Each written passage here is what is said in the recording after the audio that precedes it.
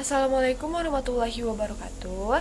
Perkenalkan, nama saya Anissa Banawati dengan NIM 23308111139. Hari ini saya akan mempresentasikan hasil studi strategi bisnis dari PT Sentra Food Indonesia Tbk, sebuah perusahaan yang bergerak di industri makanan olahan baku dengan merek utama yaitu Kemfood.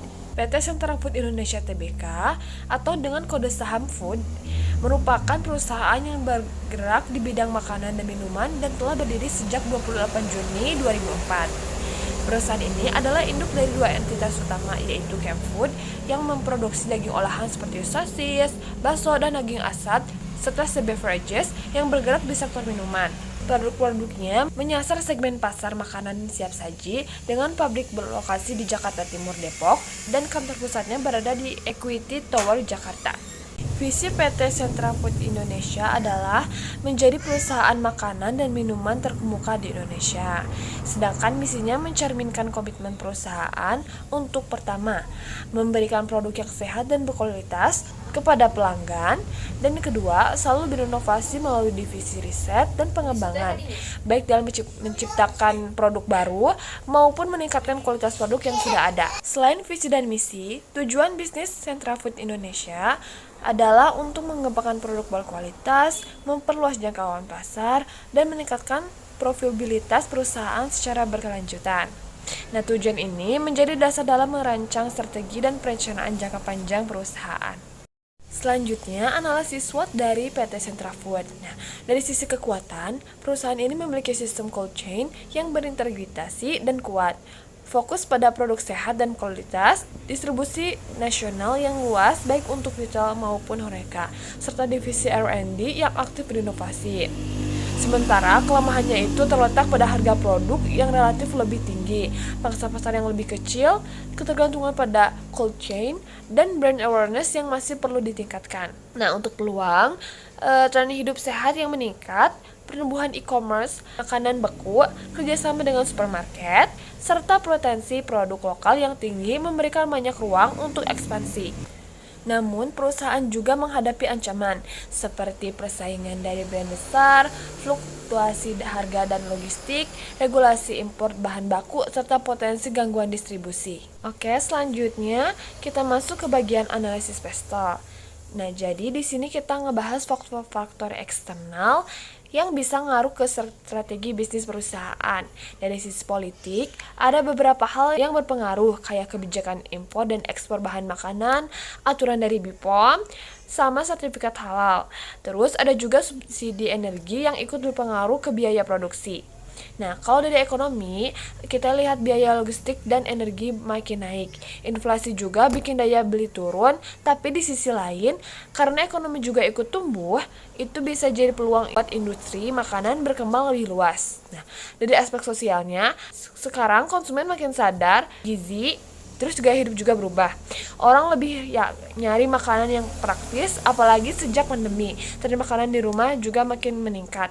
Lanjut ke teknologi, perusahaan terbantu banget sama perkembangan cold storage yang makin efisien dan kemasan yang lebih praktis.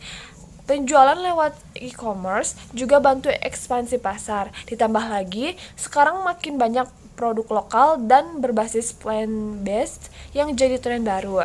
Nah, terakhir dari sisi hukum, perusahaan harus patuh sama aturan kayak label gizi, terus masa kadaluarsa, sama sertifikat halal yang udah jadi wajib. Ada juga UU perlindungan konsumen yang harus dijaga buat tetap dapat kepercayaan dari pasar. Nah, di sini ada rencana strategis dan langkah taktis kita buat tahun 2025. Pertama, kita akan diversifikasi produk dengan meluncurkan mayones ukuran 30 gram dan 285 gram. Ini kerjaan tim R&D dan rencananya dari Juli sampai Desember. Produk ini udah bersertifikat halal, jadi aman buat konsumen.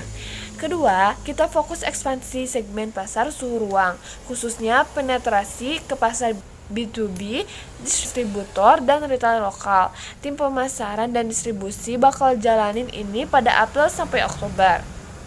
Nah, ketiga, buat ningkatin penjualan online, tim digital marketing akan promosi dan optimasi kanal e-commerce dari Mei sampai Desember. Harganya sih naik penjualan online dari lebih dari 36% kayak tahun 2024 kemarin.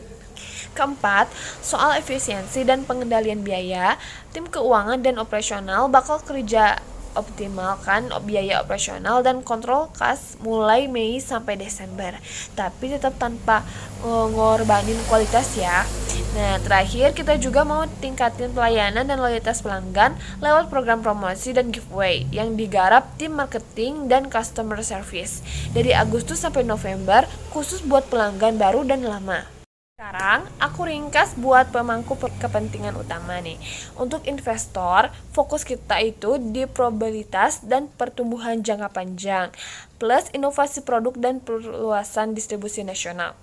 Buat manajer, kita kasih panduan yang jelas supaya pengambilan keputusan lebih mudah dan operasional selaras sama strategi jangka panjang.